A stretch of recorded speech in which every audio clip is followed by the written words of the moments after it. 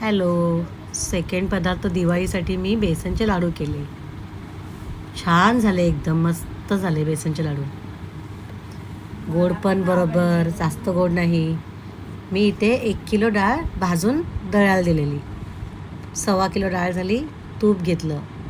ह्याला बऱ्यापैकी तूप लागतं. बदाम, काजू, पिस्ता, वेलचीची पावडर, साखर, बुरा साखर होती माझ्याकडे अगोदरची. आणि मी 2 कढई ठेवले इथे बेसन परत म्हणजे भाजून घ्यायला. बेसन छान असं सोनेरी रंग येईपर्यंत भाजून घ्यायचं. तूप मध्ये मध्ये टाकलं थोडंसं, जसं होईल तसं.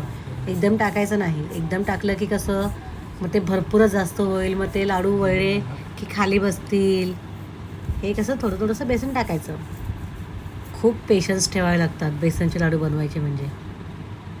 अजिबात त्याला खाली करपायला द्यायचं नाही, मग त्याची चव निघून जाते.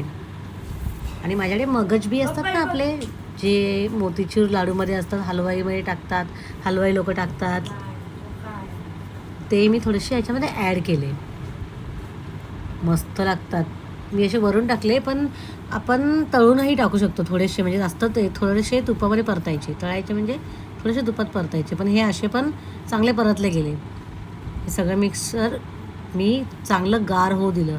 गार झाल्यावरती ह्यात ती मी काजूची आणि पिस्ताची पूड केलेली ती टाकली. माझ्याकडे अगोदरची बुरा शुगर होती आणि आपली घरातली शुगर, हे दोन्ही मिळून मी अर्धा किलो साखर वापरली आहे. मस्त मिश्रण झालेलं, गोड पण बरोबर झालेलं. मस्त असे लाडू वळून घेतले मी. लाडू पण छान वळत होते. एका हाताने वळत होती मी, कारण दुसऱ्या हातात माझ्याकडे मोबाईल होता, मी शूटिंग करत होती. माझ्याकडे 1.25 किलोचे 51-52 मोठे साईजमध्ये मी लाडू केले आहेत. तितके झाले लाडू.